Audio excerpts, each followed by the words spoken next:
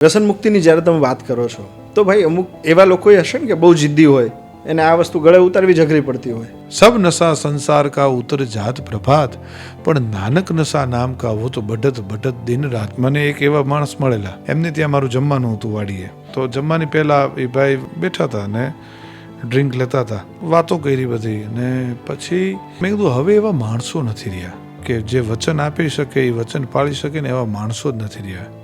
એટલે એમને એમ થયું કે ખાતેદાર મોટા હતા, એટલે એમને એમ થયું કે બ્રિજરાજભાઈને કંઈક 5-25 વીઘા જમીન જોતી લાગે છે એમ. તો મને કે શું આપને ખૂટે છે, શું શેનું વચન જોઈએ? મેં કીધું પણ રહેવા દો, નહીં અપાય એમ.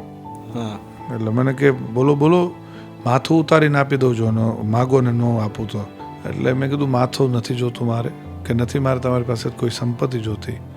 પણ આ દારૂ જે વ્યસન છે ને, એ દારૂ તમે કાલથી ન પીવો ને એવું મારે જોતું છે.